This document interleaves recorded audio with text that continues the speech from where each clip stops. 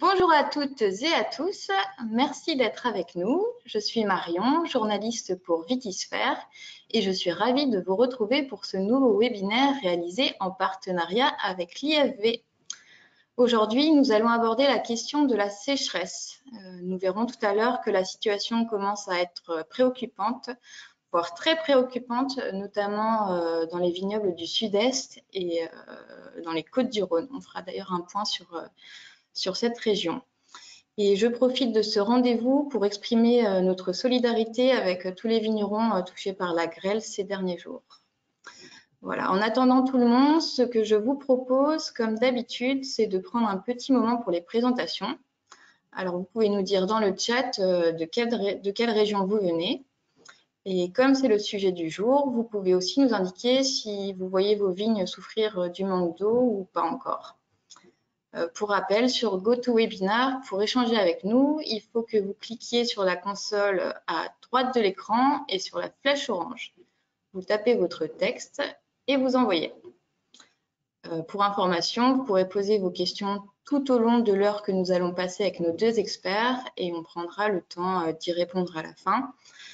Comme d'habitude, on va essayer de vous libérer vers 18 h. Voilà, j'attends de voir qui est là. Faites-nous un petit coucou dans le chat. Soyez pas timide.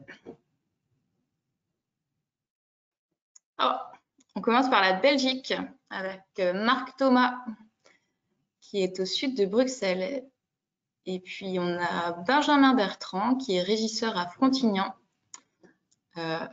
À Frontignan, personnellement, je suis sur 7, donc j'imagine qu'il y a du Mistral également sur Frontignan aujourd'hui. Bonjour Michel Badier de la Chambre d'agriculture du 41. Merci d'être avec nous. On a également Charlotte Mandroux d'Interloire, dans le Val-de-Loire. Bonjour Charlotte, merci d'être là. Est-ce qu'il y a d'autres personnes qui veulent poursuivre le petit tour de table? Oui, il y a Thomas Crestet pour l'Institut Agro-Montpellier, le Van numérique, qui nous dit qu'il n'y a pas encore de contraintes hydriques constatées pour l'instant sur le domaine. Et Benjamin Bertrand précise que pour le moment, les vignes ne souffrent pas trop de la sécheresse non plus. On a également Manon Tonnet, qui est conseillère à la Chambre d'agriculture d'Indre-et-Loire. Bonjour Manon. Et bonjour à Claire Pou du GDA Cru Banyuls dans les PO. Bonjour à Pascal Laville de l'INAO. À Romain Besson des syndicats des Costières de Nîmes. Bonjour, bonjour. Ainsi qu'à Mélodie, chargée de mission formation chez Vers de Terre Production. Bonjour Mélodie, merci d'être là. Et bonjour à Akunia Tania qui nous suit de loin depuis Israël. Et bah, la Belgique, Israël, c'est chouette. Merci d'être là. Il est 17h03, on va pouvoir commencer. J'invite donc nos deux experts du jour, Jean-Christophe Payan de l'IFV Rhône-Méditerranée et Viviane Bécard de l'Institut Rhodanien, à allumer leur caméra. Bonjour Viviane, bonjour Jean-Christophe. Bonjour. Bonjour à tous les deux, merci d'être avec nous. Et c'est Jean-Christophe qui va démarrer en nous présentant les indicateurs et les outils qui permettent de suivre la contrainte en eau. Et puis ensuite, Viviane prendra le relais pour nous faire un point terrain sur le vignoble des Côtes-du-Rhône, où l'irrigation est autorisée depuis vendredi dernier. Donc, c'est d'actualité. Et moi, je vous retrouve à la fin pour les questions. Jean-Christophe, c'est à vous de jouer. Bonne présentation, à tout à l'heure. Merci.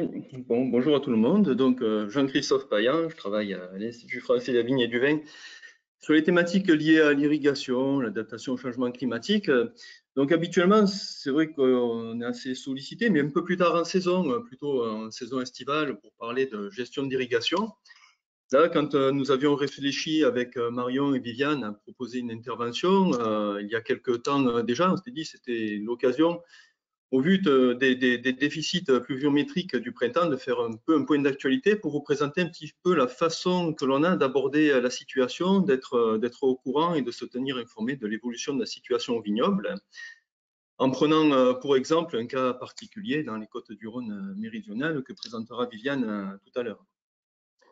Donc, pour rentrer dans le vif du sujet, ce sont des questions finalement assez nouvelles que l'on a et qui le sont de moins en moins parce que la situation tend à se répéter.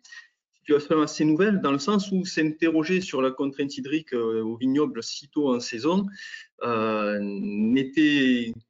n'arrivait pas il y a de cela 10-15 ans et il revient de temps en temps ces derniers millésimes et de façon vraiment flagrante cette année. Et ce sont des périodes de l'année où on n'a pas l'habitude d'observer, si ce n'est en utilisant donc des modèles de bilan hydrique que vous avez peut-être l'habitude d'utiliser. Donc, qu'en est-il? Donc, on fait appel aux connaissances des données météo que l'on a, des bases de données météo qui permettent de qualifier le climat au travers de chaleur, humidité, vent, lumière, qui se traduisent par la notion d'évapotranspiration potentielle.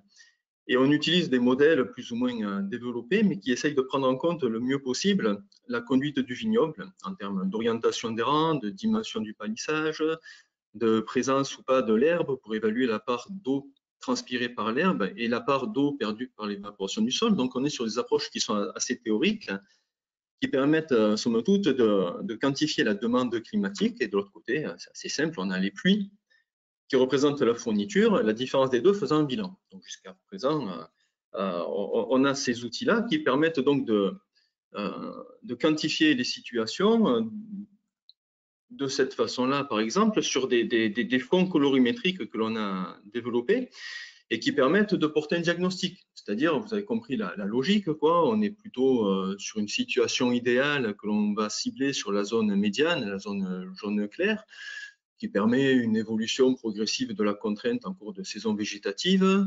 On n'est pas sur une absence de contrainte tout au long de la saison.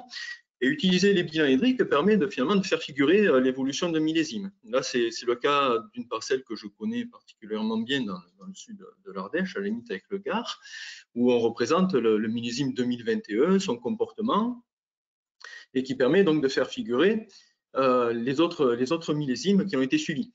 Donc déjà, première information que l'on a de ce type de graphique, c'est regarder un petit peu en fin de saison. On s'aperçoit que là où les différences sont les plus flagrantes, habituellement, sur ces 5 dernières années, c'est plutôt en période de maturation, en période estivale, que l'on arrive vraiment à différencier les années. Bien sûr, la question sous-jacente, c'est que se passe-t-il cette année? Donc voilà où on en est, bilan actualisé, bilan climatique actualisé aujourd'hui. Et ça rejoint finalement quelques remarques qui ont été faites des participants en ligne. On s'aperçoit que la situation est déficitaire par rapport aux autres années. Cependant, si on regarde la gamme de couleurs à laquelle on s'intéresse aujourd'hui, on est toujours dans cette gamme jaune clair. Et l'essentiel de mon propos sera de faire un petit peu la part des choses entre manque d'eau et signal physiologique.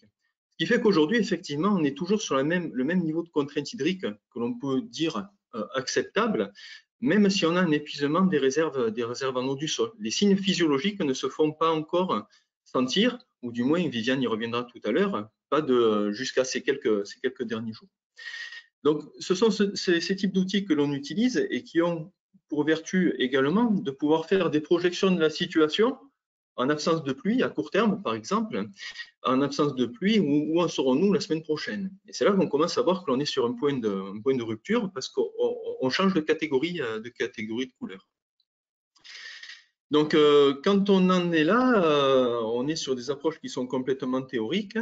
Et ce que l'on fait de façon générale, on déclenche des mesures au vignoble qui permettent de confirmer ou d'infirmer les hypothèses théoriques. Donc, on va faire des mesures de terrain qui permettent de voir l'ajustement entre la situation réellement constatée et les signes d'alerte qui sont proposés par les modèles climatiques.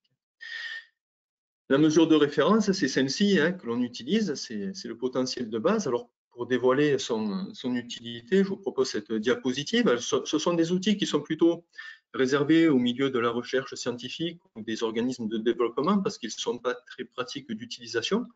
Néanmoins, ils rendent compte avec une grande précision de la qualité de contrainte hydrique au vignoble.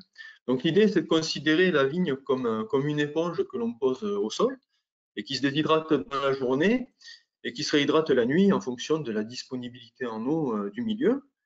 Et cet outil permet de mesurer finalement la force avec laquelle la plante doit extraire l'eau du sol, comme une éponge plus ou moins sèche finalement.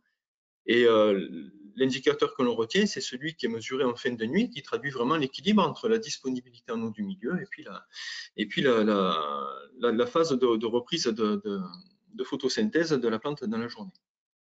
Donc, pour revenir sur mon exemple, voilà un petit peu comment on fait pour apporter un petit peu de véracité et de crédit aux simulations qui sont proposées par les bilans hydriques. On va faire des vérifications des situations sur le terrain. Et j'attire votre attention sur le fait que là on parle d'indicateur physiologique, quoi. Donc, c'est pas très parlant sauf si on a vraiment l'habitude. On a plutôt l'habitude de parler de teneur en eau du sol. Les deux indicateurs sont intimement liés, mais sur une relation qui n'est pas linéaire entre eux. Donc, je vais vous proposer la transformation de ce graphique en pourcentage d'eau dans le sol. C'est exactement les mêmes données et qui parlent différemment. Et c'est ce type de graphique-là qui nous a un petit peu alertés depuis quelques semaines, voire quelques mois. Quand on regarde, là, on parle, donc vous avez l'échelle sur la gauche, il faut regarder l'échelle sur la gauche, on va de 0 à 100% de réserves disponibles en eau dans le sol. Et vous voyez que le dernier point que j'ai mesuré ce matin pour être d'actualité avec ce webinaire, on est aujourd'hui, même si on n'a pas de signaux flagrants de contrainte hydrique physiologique constatés sur la vigne, on a quand même déjà épuisé 70% sur cette parcelle-là des réserves en eau. Donc, c'est-à-dire que je prenais l'image en discutant avec Liliane, on s'apprête à traverser le désert avec une simple gourde, quoi. Donc, tout va bien parce qu'on est au début de la traversée du désert. Mais si on n'a pas des ravitaillements réguliers, on s'imagine que les problèmes peuvent arriver devant nous. Donc là, on est sur une situation effectivement qui n'est pas problématique en termes de signaux physiologiques au vignoble, mais qui se caractérise quand même par un épuisement assez conséquent et très précoce au regard des autres millésimes, des réserves en eau des parcelles. Donc vous me direz, c'est bien beau ces outils-là, mais face à l'inquiétude que l'on peut avoir sur le terrain, quels sont les autres moyens de contrôle dont on peut disposer pour faire le point sur ces parcelles? On parlait avec cet exemple-là de teneur en eau des sols, et c'est un des premiers outils qui a été généralisé, utilisé. Ce sont des outils de suivi de la teneur en eau des sols. Alors le plus classique d'entre eux, dont vous avez probablement entendu parler, ce sont les tensiomètres, qui sont ces outils imagés sur la gauche, et il y a d'autres dispositifs, des sondes capacitives notamment, qui permettent de mesurer des teneurs en eau à des profondeurs prédéfinies dans le sol. Alors, ce sont des éléments intéressants qui permettent de vraiment caractériser fidèlement l'évolution de la disponibilité en eau sur les parcelles. J'en veux pour preuve cet exemple-là, et on voit très bien, plus on va vers l'eau, plus le sol s'assèche. Donc finalement, le gros intérêt de ces outils-là, c'est de pouvoir acquérir ses propres références, un petit peu à l'image du bilan hydrique. C'est pour comparer la situation que l'on vit en temps réel aux situations que l'on a déjà vécues dans les années précédentes. Je vais le dire juste après, on a du mal à définir des seuils d'intervention particuliers. Il n'en demeure pas moins que c'est un outil intéressant pour caractériser des parcelles que l'on jugera de référence représentative ou quelques parcelles pour quantifier l'intensité de la contrainte. Petit point de vigilance, cependant, vu qu'on mesure un horizon relativement restreint dans le sol, il se peut qu'il y ait une hétérogénéité structurelle des sols qui conduisent à des comportements un peu différents. C'est ce qui est représenté ici sur ces trois courbes. Elles sont installées à la même profondeur de sol, à 1 mètre de distance. Et vous voyez que finalement, la courbe en bleu est complètement différente des deux autres courbes. Donc, mes recommandations, c'est d'installer trois appareils, 3 tensiomètres par parcelle pour pouvoir interpréter la médiane et éviter des erreurs dues à une mauvaise implantation des tensiomètres dans le sol. Donc, on a essayé de corréler les indicateurs tensiométriques avec des niveaux de contrainte hydrique mesurés à la chambre à pression. Et je vous propose ici un exemple de résultats obtenus sur une cinquantaine de parcelles, sur plusieurs millésimes, sur un vignoble du sud de la France, peu importe. Et l'essentiel à retenir, c'est que autour de la gamme de contraintes qui nous intéresse, premier signe de contrainte hydrique perçue à la vigne entre 0,3 et 0,45 mégapascal, on s'aperçoit que la distribution sur l'échelle de tensiométrique et l'échelle verticale est très importante. C'est pas que les tensiomètres ne marchent pas, c'est que quand on s'adresse à la diversité des parcelles viticoles, structurellement, aucun sol n'est identique à son voisin en termes de topographie, de profondeur de sol, de profil racinaire, etc. Et en fait, il faudrait être capable de définir avec exactitude la zone représentative du système racinaire, finalement, à l'avance, pour savoir quelle zone il faut prospecter. Et une approche un petit peu aveugle, telle qu'on l'a proposé ici, en suivant simplement la tensiométrie à 80 cm de profondeur, n'est pas représentative de l'ensemble des situations. Ce qui fait qu'on a du mal à conseiller l'installation des tensiomètres pour faire un diagnostic avec des seuils. Cependant, ça reste un outil qui est quand même très intéressant pour suivre la dynamique d'assèchement des sols sur des parcelles que l'on suivra de façon interannuelle. Donc, qu'est-ce qu'on a d'autre comme outil disponible? Depuis plusieurs années, on met l'accent un petit peu sur la méthode dite des APEX, dont vous avez peut-être entendu parler, qui est une méthode qui a été proposée par des collègues, Olivier Jacquet, Bégonia Rodriguez et William Trambouze, et qui ont eu l'idée de dire finalement une des premières fonctions physiologiques à être atteintes par la contrainte hydrique, c'est la croissance. Et est-ce qu'on n'a pas la possibilité, par une observation simple des sommets des rameaux en croissance, de qualifier finalement cette dynamique de croissance pour la relier à des niveaux de contrainte hydrique? L'intérêt, c'est que c'est une méthode qui est simple, de principe, très peu coûteuse, si ce n'est le temps à passer à la parcelle. Je dévoile un petit peu la suite, mais avec un peu d'habitude, on passe 5 minutes par parcelle, donc c'est très simple d'accès, hein, et qui est donc assez rapide. Donc, le principe, c'est le suivant. Il consiste à replier les deux dernières feuilles étalées le long du rameau. Et si l'apex, donc la partie sommitale, dépasse les deux dernières feuilles étalées, alors on considère le rameau comme étant en pleine croissance. Quand la croissance ralentit, les interneux se font toujours plus petits et les deux dernières feuilles étalées recouvrent l'apex. À ce compte-là, on qualifie l'apex de ralenti, hein. Et si on va un peu plus tard en saison, soit l'apex est tombé, soit l'apex est sec et il est qualifié en arrêt total. Donc l'idée, c'est d'aller faire des notations au vignoble et de faire parler un petit peu ces différents niveaux de qualification d'APEX en termes de contraintes hydriques. Donc c'est quelque chose que l'on a réalisé sur l'IFEV, sur une base de données assez conséquente, et qui nous a permis de proposer des règles de décision, des règles de correspondance entre des indices calculés à partir de ces typologies d'APEX et des gammes de contraintes hydriques. Et l'ennui qui perdurait, c'est qu'on devait y aller un petit peu avec son cahier, faire une notation, revenir au bureau, faire des calculs, etc. Jusqu'à ce que l'on ait pu faire une association très intéressante avec les collègues de Montpellier Supagro et proposer une application gratuite. Elle est disponible depuis cette année sous iPhone également, donc elle s'appelle Apex Vigne, et qui permet finalement une saisie simple, intuitive, qui permet d'archiver aussi ces données, et qui permet surtout à tout un chacun d'avoir un résultat instantané de ses observations en termes de caractérisation de contraintes hydriques. Alors comment marche cette application?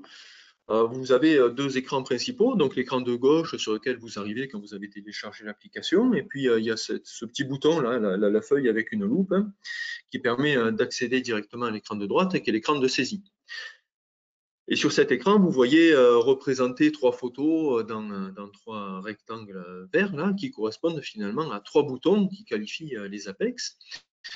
Et donc on clique dessus et ça archive sur la parcelle l'observation réalisée au jour de la mesure. Et ces observations-là sont associées à un compteur qui permet de cumuler les 50 observations nécessaires à qualifier correctement la dynamique de croissance de la parcelle. Donc on a ces trois boutons sur lesquels on appuie directement au champ. Et on accède à une page de résultats que vous avez ici illustrée sur la gauche avec le carré en surbrillance blanc qui propose plusieurs informations. Ce diagramme en camembert rend compte finalement du taux d'APEX observé dans chacune des catégories que vous venez de renseigner. La flèche bleue là, traduit la dynamique de croissance depuis la dernière observation, soit elle est stable, comme c'est le cas sur cet exemple-là, soit en hausse, soit en régression. Et j'insiste vraiment sur le fait d'aller faire des observations régulières. La recommandation, c'est d'y aller hebdomadairement, d'aller faire des observations hebdomadaires. C'est une observation qui est simple, rapide, gratuite. La contrepartie, c'est qu'elle n'est pas non plus des plus précises, et on compense quelque part l'imprécision par la fréquence des mesures. Et le module que l'on a ajouté, c'est tout en bas de cette fenêtre-là, l'interprétation de la contrainte hydrique. Donc, je ne vais pas rentrer dans les détails, sauf si vous souhaitez, mais dans les questions. Mais en fonction de la dynamique de croissance qui est ainsi caractérisée, on différencie 4 gammes de contraintes hydriques, soit l'absence de contrainte hydrique, soit la contrainte hydrique modérée, la contrainte hydrique forte et les niveaux de contrainte hydrique sévère. Donc, ces 4 catégories, c'est assez simple et largement suffisant pour surveiller l'évolution de la contrainte au vignoble. Et sur la droite, simplement pour information, vous pouvez aller chercher un petit peu plus loin dans le détail, sous d'autres pages de l'application, le détail de vos informations, mais après, c'est pour une utilisation experte. Donc voilà un petit peu pour la présentation de ces quelques outils qui nous servent de base à l'évaluation de la situation au vignoble.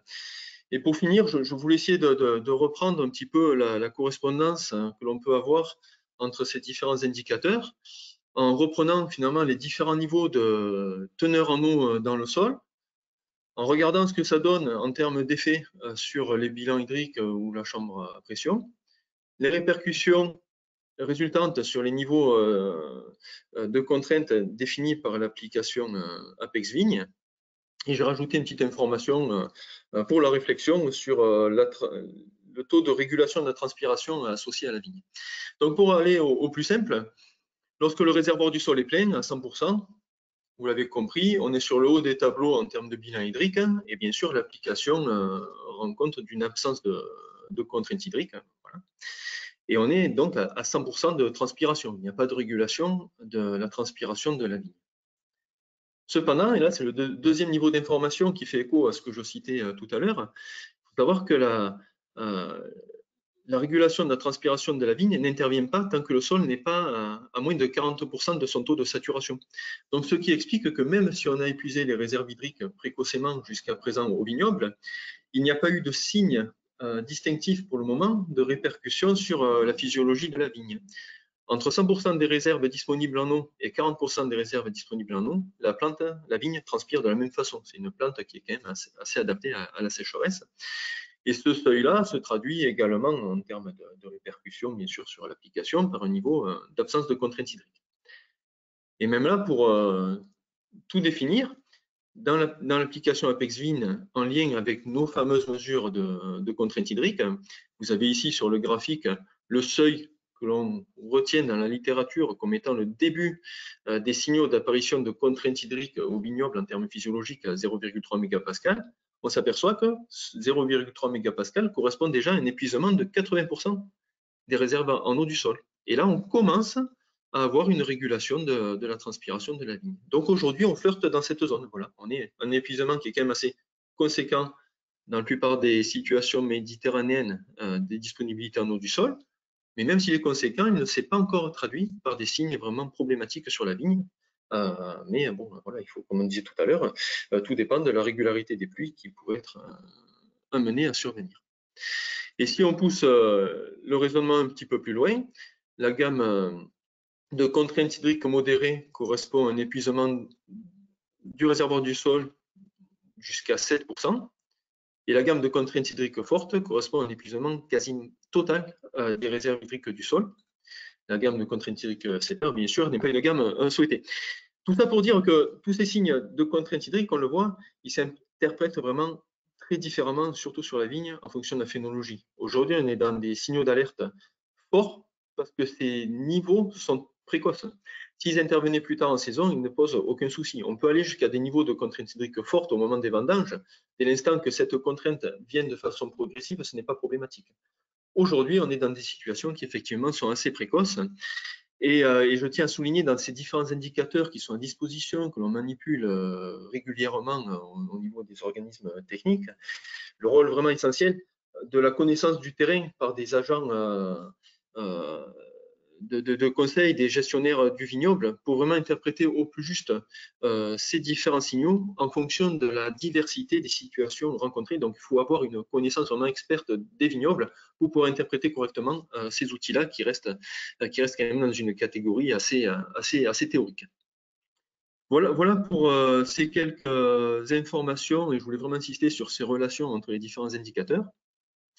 Maintenant, je vais laisser la parole donc à Viviane Bécard, qui va vous présenter un point d'actualité vraiment sur les Côtes-du-Rhône, en complément donc de ces différents indicateurs illustrés.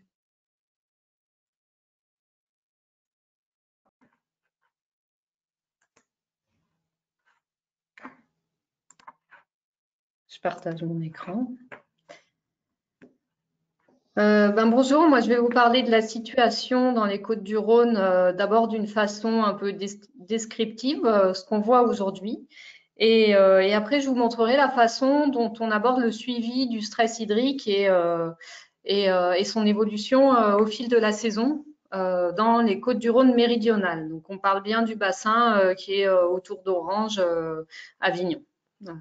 Donc, en préambule, voici des photos qui ont été prises ce lundi où le ciel est toujours bleu, les abords des parcelles sont déjà jaunes.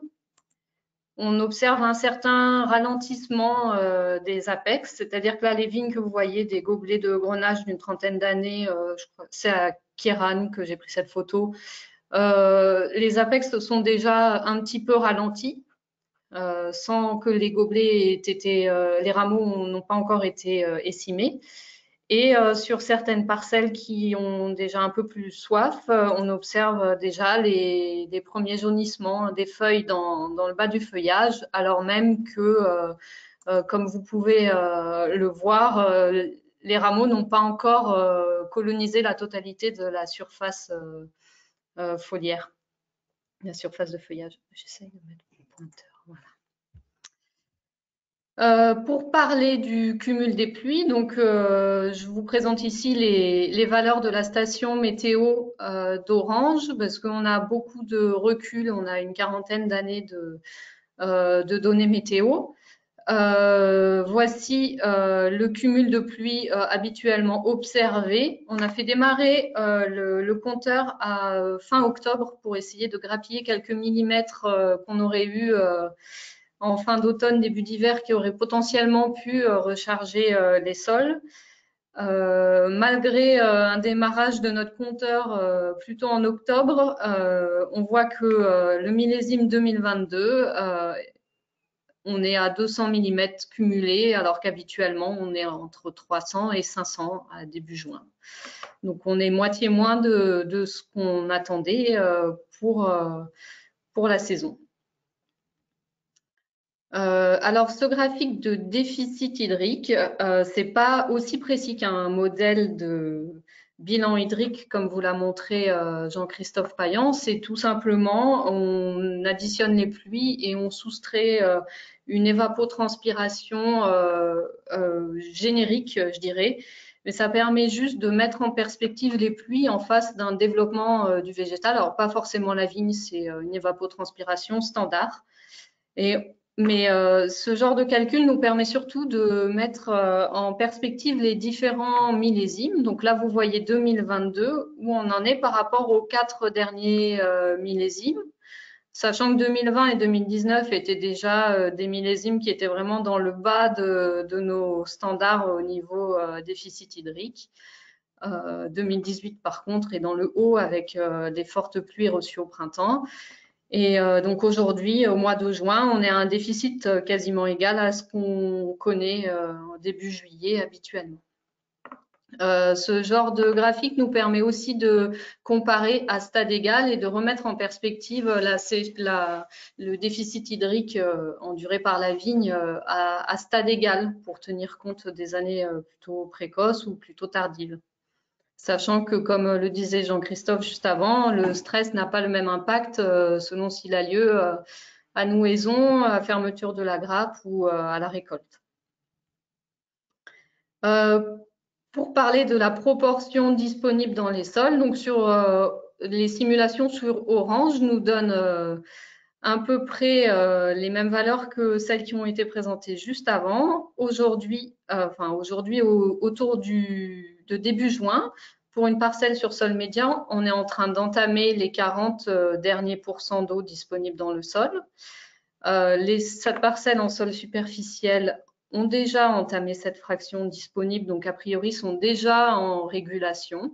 Et les parcelles en sol profond ont un petit peu de marge. Si on se remet à date égale par rapport à 2021, tout simplement, on est 40% de moins d'eau disponible dans le sol aujourd'hui.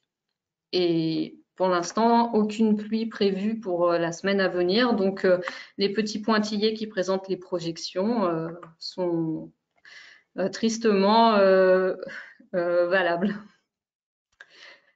Si on fait une représentation plutôt géographique de la contrainte, on a une légère différence entre les zones des Côtes-du-Rhône méridionales qui sont plus proches des reliefs, donc ici près des Baronnies et ici plutôt près des monts du Gard. Mais dans tous les cas, on est sur des gammes de déficit qui sont quand même importants, donc entre moins 300 et moins 400 mm, c'est-à-dire en faisant la pluie moins l'évapotranspiration. Avec des zones rouges quand même au sud du Gard où en plus, comme il y fait plus chaud, la vigne transpire plus et les réserves s'épuisent plus rapidement. Donc cette situation du stress hydrique a amené certains organismes de gestion des appellations à apporter une demande d'irrigation auprès de l'INAO pour autoriser l'irrigation. Et sur la foi de cette précocité de contraintes, depuis la semaine dernière, en Côtes-du-Rhône, en Châteauneuf-du-Pape, l'irrigation est autorisée et il y a quelques appellations des crues qui vont porter leur demande cette semaine pour pouvoir irriguer aussi. Je voulais aussi remettre en perspective, sachant que dans les Côtes-du-Rhône, a priori, il n'y a que 20% des parcelles qui sont irrigables. Donc ça, on l'abordera peut-être en discussion après, mais l'irrigation n'est pas la solution à tous nos problèmes puisqu'elle ne concerne qu'un cinquième de nos parcelles et encore, elle ne compense pas toujours les pertes évapotranspirées par la vigne. Donc moi, je vais vous présenter en pratique, comment on fait pour suivre le stress hydrique dans les Côtes-du-Rhône. Donc, ça se fait via l'édition d'un journal du stress hydrique qui est hebdomadaire. Ce journal du stress hydrique rassemble tous les éléments techniques qui permettent d'appréhender le stress hydrique à l'échelle de la région et ça sert aussi de base justement aux ODG des crues et des appellations plus régionales pour pouvoir argumenter leur demande d'irrigation, de dérogation pour pouvoir avoir le droit d'irriguer auprès de l'INAO.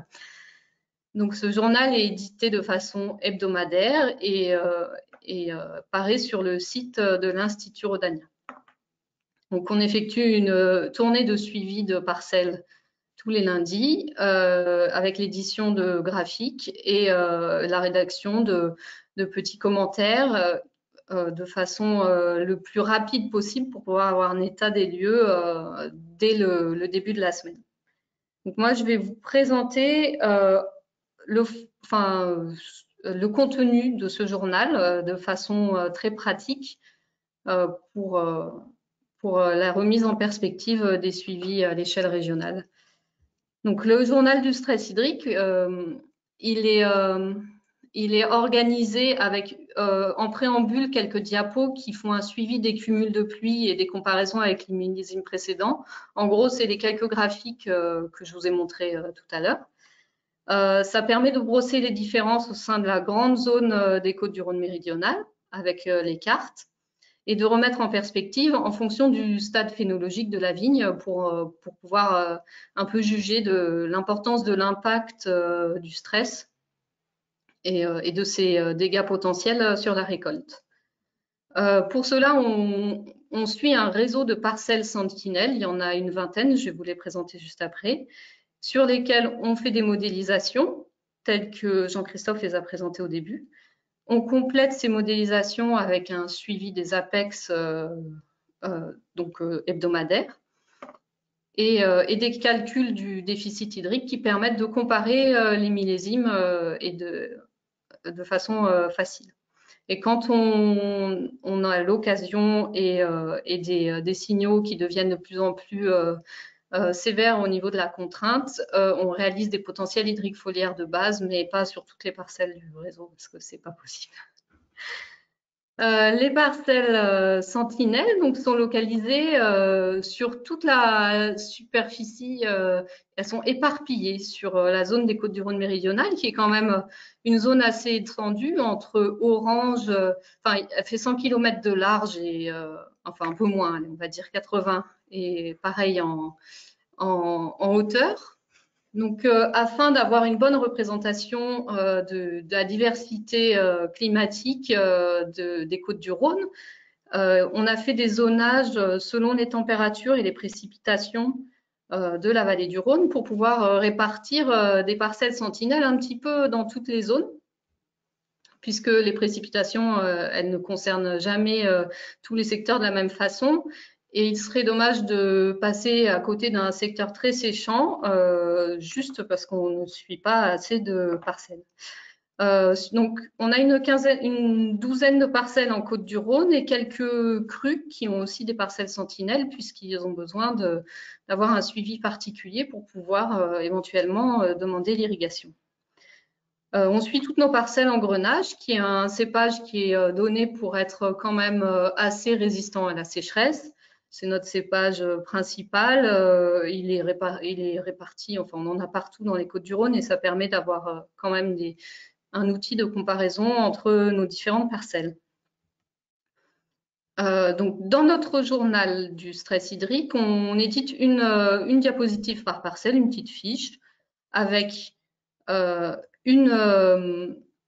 bilan hydrique, un petit diagramme qui permet de suivre les proportions d'APEX. Donc là, je vous ai mis celui de 2021 où on voit bien finalement qu'en vert foncé, les APEX en croissance, ils ont tendance à diminuer au fil de la saison et ce sont des APEX qui sont en ralentissement qui viennent grossir la proportion des APEX avec des arrêts de croissance constatés plus ou moins selon l'état de sécheresse au vignoble. Donc là, c'était 2021 et sur le site de Gigondas, il n'avait pas fait si sec que ça. On avait eu un beau redémarrage de la végétation début juillet suite à de bonnes pluies. Et voilà le graphique de déficit hydrique qui permet de comparer aux 2 millésimes précédents. Là, je vous montre le point où on en est aujourd'hui. Alors bon, j'ai choisi Gigondas.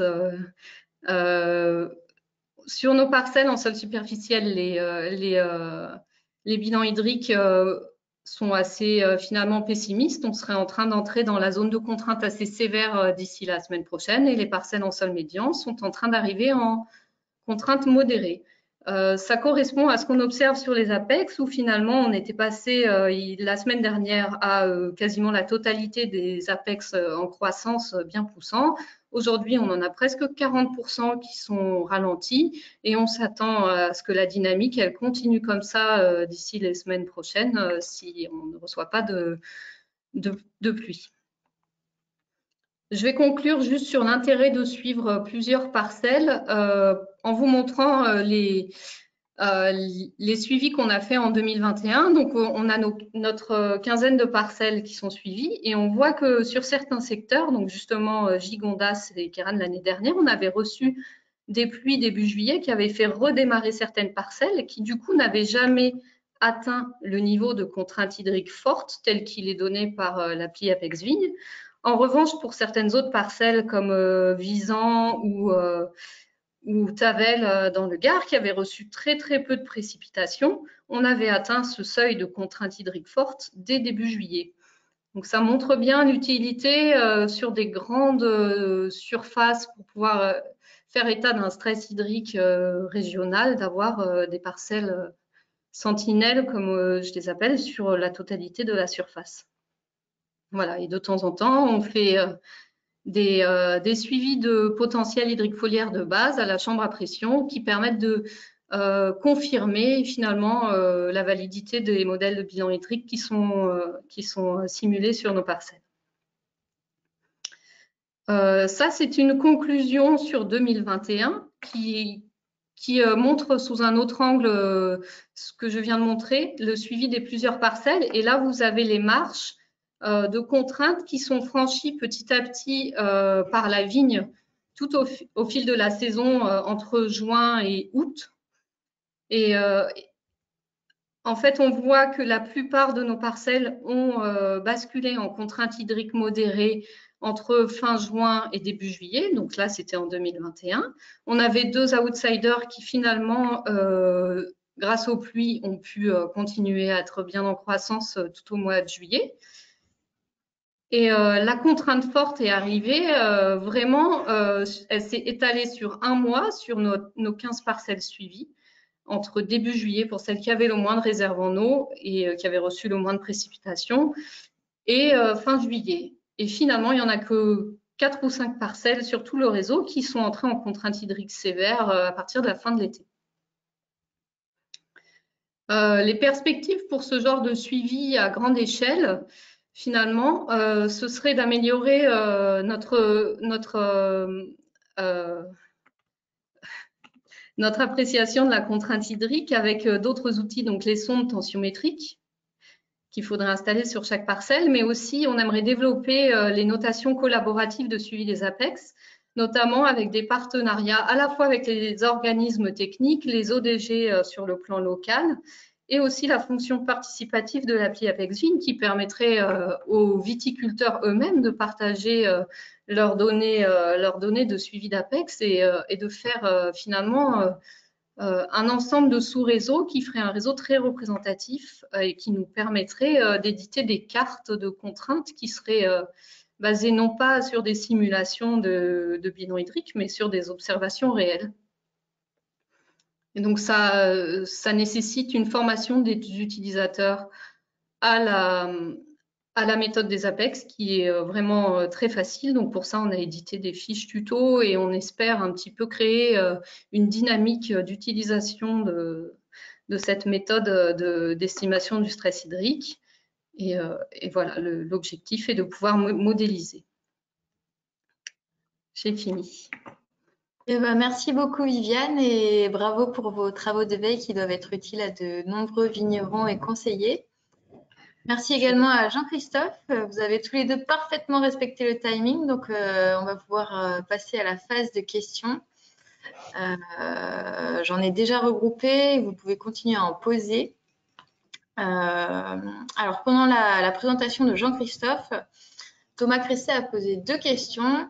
Il a premièrement demandé est-ce que ce niveau de contrainte hydrique à ce stade tel qu'elle est présentée sur l'exemple de la parcelle que tu as présentée, Jean-Christophe, est-ce que ça peut déjà être préjudiciable pour le rendement ou la qualité?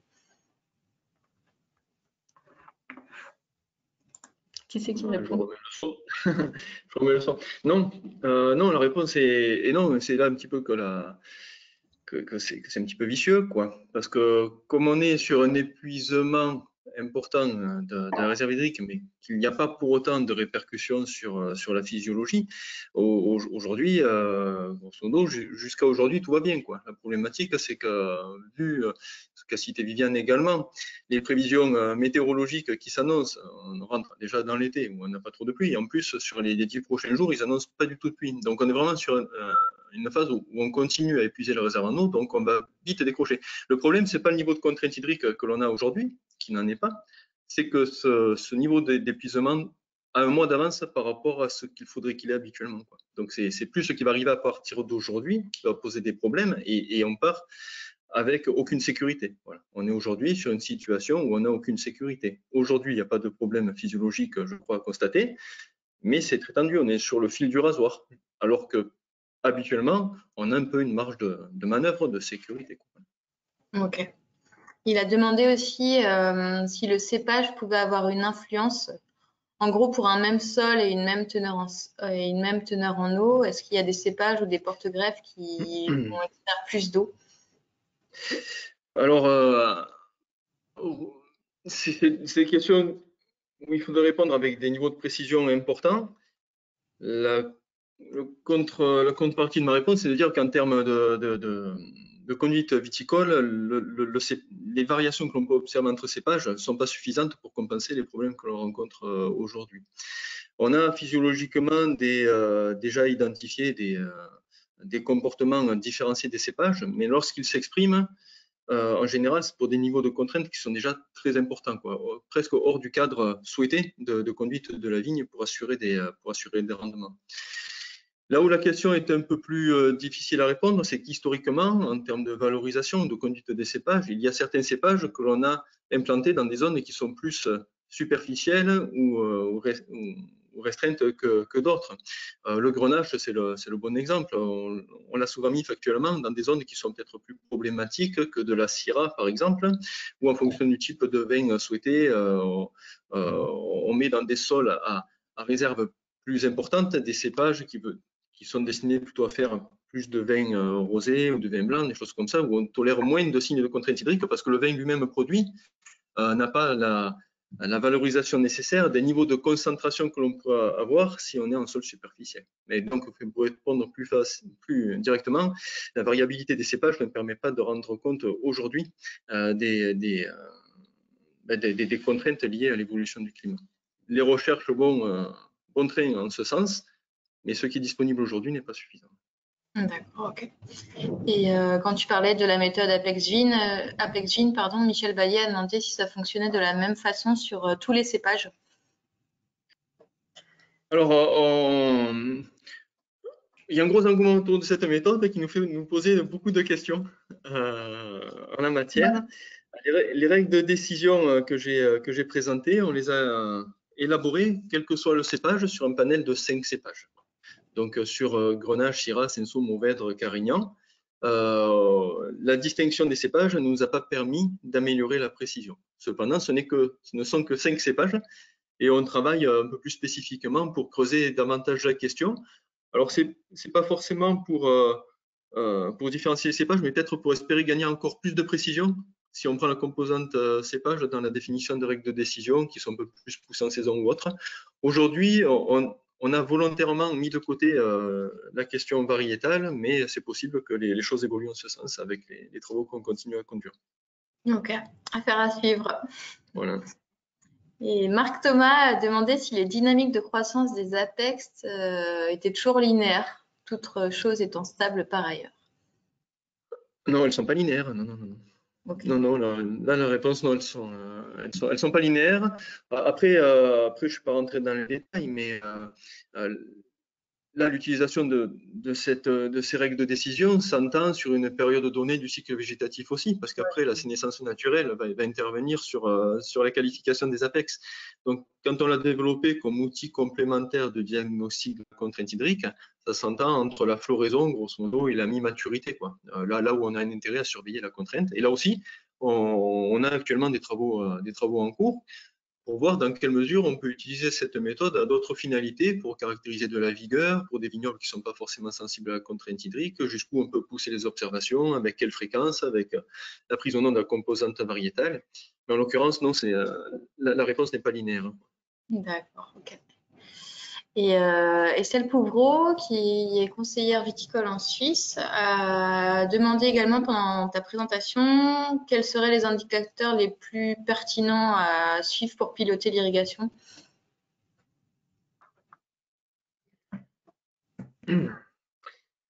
Vaste débat, tel qu'on a l'habitude de le faire. Alors, c'est pas sur du pilotage de l'irrigation, mais sans vouloir jouer sur les mots. C'est déclencher des irrigations pour éviter des contraintes hydriques trop fortes. Donc, c'est pas piloter de l'irrigation pour un objectif qualitatif donné particulier. Tel qu'on le pilote, entre guillemets, les irrigations en région méditerranéenne aujourd'hui, c'est pour éviter des déficits hydriques problématiques. Dans cette situation-là, on est toujours sur le fil du rasoir avec des situations de contraintes hydriques modérées à fortes. Donc, en l'occurrence, ici, le meilleur indicateur, c'est le potentiel hydrique foliaire de base. C'est celui qui est le plus précis dans cette gamme de contraintes-là. Si on imagine demain, pourquoi pas, une généralisation d'irrigation ou un usage de l'irrigation particulier où on veut faire plutôt du du vin aromatique, je ne sais pas, par rapport à un autre profil hydrique qui voudrait faire des vins concentrés pour favoriser les polyphénols ou autres, certainement que cet indicateur ne sera pas le plus adapté. Aujourd'hui, tel qu'on l'utilise pour des fins de conseil à l'irrigation, non pas pour augmenter les rendements ou quoi que ce soit, mais pour préserver les rendements face à des contraintes climatiques trop fortes, c'est le potentiel de base qui est le meilleur indicateur. Ok, merci. Ensuite, Edwige a demandé si le déficit observé aujourd'hui pouvait avoir un impact sur le potentiel de récolte de l'année prochaine. Alors, aujourd'hui, on est...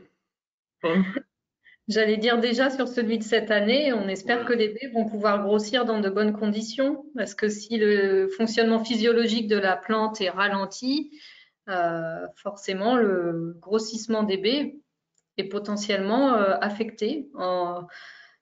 Les dernières années ont quand même montré que quand la sécheresse et les températures étaient élevées au mois de juin, on avait des plus petites baies à la récolte. Alors même si on a beaucoup de grappes, beaucoup de baies sur les grappes, une baie 30% plus petite, ça fait 30% de rendement en moins. Oui, bien sûr. Pour aller dans le sens de la réponse de Viviane, je dirais que tout dépend de ce qui va se passer à partir de maintenant aussi, quoi. Certes, on est dans des déficits importants, mais s'il pleuvait régulièrement, il n'y aura pas d'impact. Par contre, effectivement, sachant qu'on est déjà sur un déficit, si là, tel que c'est annoncé, en plus, les températures augmentent, le déficit pluviométrique continue, on va rentrer dans des niveaux de contraintes que l'on n'a jamais observés, je pense, quoi. Donc là, oui, c'est probable, on est dans du nouveau, d'observation nouvelle, c'est possible qu'il y ait des répercussions selon la durée de la contrainte qui s'annonce sur la production l'année prochaine. Mais effectivement, en premier lieu, sur celle de cette année. Ok. Et après, on a une remarque qui nous vient du Beaujolais. Le stress hydrique de ce début d'année a eu un impact fort sur le passage des fleurs. On a remarqué beaucoup de coups durs. Est-ce que ça pourrait être lié? Est-ce que vous avez une idée? Chez nous, le grenache, il coule beaucoup et là, cette année, il n'a pas vraiment coulé. Ah, donc particulier. Donc, le problème, c'est l'inverse, c'est qu'on a beaucoup de grappes à nourrir avec un feuillage qui s'arrête progressivement de pousser. Donc, ça va être un problème de rapport feuilles-fruits pour la qualité de la vendange. Dans nos conditions, c'est effectivement davantage ce problème-là. Ce qui s'est passé, c'est que lorsque la floraison est arrivée un peu précoce, on avait encore de l'eau et de très fortes chaleurs. Et la floraison s'est déroulée en un éclair. Donc, elle s'est plutôt très bien passée. Il n'y a pas eu de problème de coulure. Après, dans d'autres contextes climatiques, peut-être que les choses sont différentes, mais j'aurais du mal quand même à incriminer la sécheresse au sens de niveau de contrainte hydrique dans des problèmes de nourrisson cette année. Il y a Rémi Vincent qui réagit à la question précédente. Il demande une réponse, si possible, plus précise sur l'initiation florale pour N+1 en raison de la sécheresse. Vous avez plus d'infos ou... Oui, il y a des travaux de thèse qui ont été réalisés en ce sens et qui ont montré un impact des déficits hydriques de la période que l'on connaît aujourd'hui, jusqu'au grosso modo, on va dire, au stade fermeture de la grappe. Le potentiel de production maximale de l'année suivante pourrait être affecté. Donc, on a des travaux théoriques, physiologiques, qui ont montré la possibilité d'un impact. On avait travaillé avec les collègues de la Chambre du Vaucluse il y a quelque temps sur une répercussion visible sur une base de données assez conséquente archivée. On n'a jamais réussi à démontrer l'impact direct, dans le sens où si cette répercussion-là a un effet, ce n'est pas la seule et unique répercussion qui a lieu sur le rendement de l'année suivante, et je pense que c'est noyé derrière la fertilisation, l'entretien des sols de l'année suivante. On n'a jamais réussi à le mettre clairement en évidence. On sait que théoriquement, ça a été décrit dans des travaux de thèse. C'est pas évident d'en tirer directement les répercussions dans la variabilité des composantes du rendement au niveau du vignoble. Donc, ces réponses, je suis désolé, je ne peux pas la faire plus précise. J'aurais aimé dire oui, on l'a constaté exactement à tel seuil de niveau de contrainte. On sait que c'est possible, on n'a jamais réussi à le vérifier en termes de répercussions quantifiables. Peut-être que les niveaux auxquels on s'adresse cette année démentiront cette logique. Et ensuite, pour ceux qui peuvent irriguer, il y a Isabelle Méjean qui demande, en gros, du fait qu'on commence tôt, est-ce qu'il est préférable de partir sur un apport de 1 mm par jour plutôt que 2? Question très technique, très pratique. Oui, très. Merci Isabelle Méjean pour cette question. La problématique de commencer toute l'irrigation, un petit peu tel qu'on le disait tout à l'heure, et c'est nécessaire, on l'a vu avec les interventions de Viviane, c'est qu'on commence tôt et on commence à solliciter tôt une réserve hydrique sur laquelle on sait qu'on va devoir agir longuement. Donc, en termes de recommandations, sur ces notions-là, je partirais plutôt sur une base de 1 mm par jour parce qu'on n'est pas encore dans des niveaux de contrainte forts, avec une vérification de l'effet induit dans la semaine ou dans les 10 jours à venir, plutôt que de partir sur 2 mm au risque de gaspiller de l'eau. Aujourd'hui, ce qu'il faut, c'est qu'on accompagne doucement l'établissement de la contrainte quand on a la possibilité de le faire avec l'irrigation, en attendant, en croisant les doigts, que la pluie arrive. Il ne s'agit pas de relancer une dynamique de croissance en faisant des apports massifs, mais d'être vigilant sur la préservation de la ressource, donc plutôt faire des apports légers mais réguliers que des apports plutôt lourds. Ok. J'ai accéléré un peu parce que je vois que l'heure tourne et il y a encore pas mal de questions. Thibaut Rieux qui demande, dans le pire des cas, s'il ne pleut pas jusqu'à fin août, à quoi doit-on s'attendre? Viviane, moi je ne dirais pas beaucoup de récoltes, mais Oui. la logique elle est là. Voilà, la on est en pleine pérennité période des de vignes est clairement mise en jeu. Et on a une autre question qui va dans le même sens, enfin un peu dans le même sens, qui est quelle serait la conduite à tenir en termes d'essimage, de gestion de l'herbe sèche en cas d'absence de pluie jusqu'au vendange? Est-ce que vous avez des éléments là-dessus? Je ne sais pas s'il est utile d'estimer aujourd'hui. À mon avis, la vigne va s'arrêter toute seule juste au niveau du haut du palissage. Okay. Et l'herbe sèche, la laisser, c'est peut-être protéger l'évaporation transpi du sol. Puisqu'elle elle est sèche, je ne pense pas que la concurrence sur la vigne. Oui. Au niveau de la gestion de l'herbe, effectivement, l'essentiel, c'est surtout de favoriser l'infiltration des pluies quand elles arriveront. Donc, si c'est un couvert enherbé, ça s'infiltrera. Et voilà. Et pour la question précédente, on remarque à ce qu'a évoqué Viviane sur la pérennité des ceps. La problématique va être surtout de voir aussi comment évoluent les températures. Avec des niveaux de restriction en eau que l'on a à ce point, la vigne est d'autant plus sensible aux effets de forte chaleur, à la canicule, etc. J'en me propose en 2003, je crois que de mémoire, c'est la seule année où on ait pu constater la mortalité de bras. Elle était surtout due à la canicule, aux températures fortes. Et quand on les a constatées, ces dégâts sont intervenus sur des situations où on était déjà très faible en niveau en eau. Si on a de l'eau dans le sol, on arrive à pondérer l'effet destructeur des fortes températures. C'est l'effet qui se suramplifie finalement des fortes températures face à un déficit hydrique. Ce n'est pas le déficit hydrique lui-même, parce que là, la vigne va être bloquée en termes de déficit hydrique, donc les raisins ne vont pas grossir, etc. Mais si là-dessus, cette situation qui est déjà tendue se rajoute des très fortes chaleurs, c'est là qu'on peut effectivement avoir des problèmes de désordre physiologique. Bah, du coup, ça répond à la question suivante de Thibaut Rieux qui demandait si ça pouvait amener à la mort de certains ceps. Je vais passer à la question de Mélanie Tarlan qui demande s'il y a des expérimentations réalisées sur différentes architectures de la vigne et qui pense surtout à la taille en lyre ou espalier. Assez peu, malheureusement, je dirais. Parce que ça fait partie des stratégies que l'on aimerait bien mettre en place en termes d'adaptation au changement climatique. La problématique, c'est qu'il faut que ces travaux-là soient anticipés dès la plantation, parce que sinon, on a tendance à comparer des parcelles à conduite différente, mais elles n'ont pas le même âge, le même sol, etc. Donc, on a du mal à faire la part des choses. Mais ça fait partie des objectifs vraiment sur lesquels on souhaiterait travailler en termes de disposition du feuillage sur l'effet améliorateur en termes d'efficience des feuilles exposées à la lumière et en termes protecteurs également des grappes. Aujourd'hui, sur la question, on travaille, c'est une façon détournée de répondre, plus sur des questions d'ombrage de la végétation, mais quelque part, l'idée, c'est d'aller dans ce même sens, des effets physiologiques par une modification de l'exposition du feuillage. Ok. Et est-ce qu'un apport en foliaire d'un biostimulant peut être utile pour réduire la contrainte hydrique, d'après vous? Alors là, il y a pas mal d'essais qui sont en cours à ce niveau-là également. dans de tels niveaux de contraintes que ceux que l'on évoque ou que l'on met en perspective, on n'a jamais montré l'efficacité de ce type de dispositif. Ça ne compense pas des irrigations, pour parler très clairement, quoi. Sur des situations intermédiaires de contraintes naissantes ou modérées, il est possible que ça puisse avoir un impact. Et tous les vignobles ne sont pas dans des situations extrêmes non plus. Mais si ça a un effet, pour l'instant, jusqu'à preuve du contraire, sur les essais qui sont toujours en cours, on travaille activement sur ces questions-là, on n'a pas encore de réponse qui représente une solution face à la problématique que l'on évoque. Dans des situations intermédiaires ou modérées, peut-être, mais pas encore assez efficace pour répondre à ces problématiques-là. Ok. Je vais finir par une dernière question, parce que je vois qu'il est 18 h. On élargit un peu le sujet.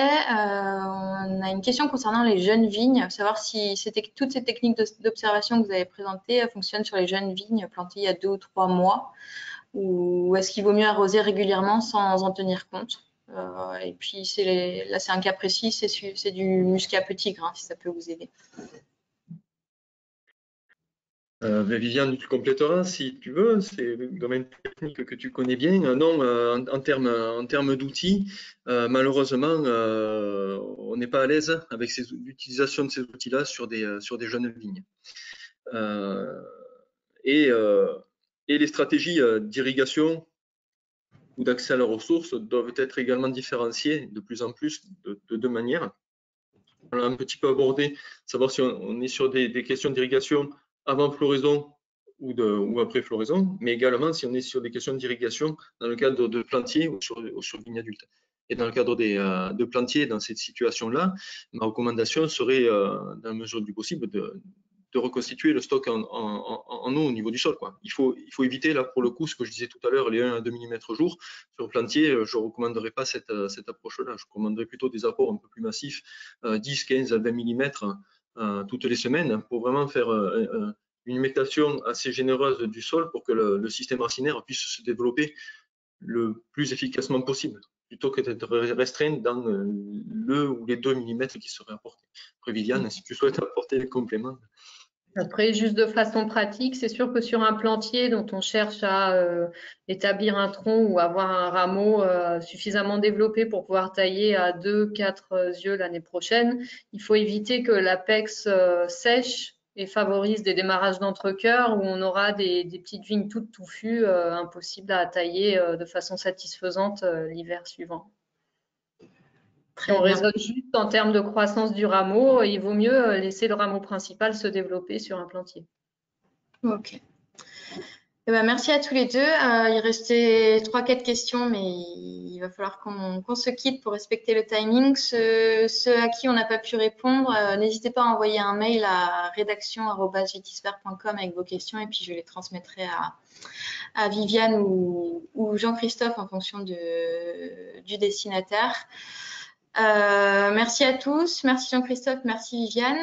J'espère que ce webinaire a enrichi vos connaissances. Si vous avez des remarques, n'hésitez pas à répondre au petit questionnaire qui va apparaître quand vous quittez le webinaire pour nous aider à nous améliorer. Et puis pour information, vous pourrez visionner le webinaire en replay ou le partager à vos collègues via les 2 sites Vitisfer et l'IFV dans les prochains jours. Pour Vitisfer, je pense que ce sera dès demain. Voilà, je vous souhaite une belle fin de journée. Encore merci à tous. Une belle fin de journée, un bel été avec un peu d'avance parce qu'on se donne rendez-vous maintenant pour le prochain webinaire en septembre. À bientôt. Merci. Merci. Bonne journée.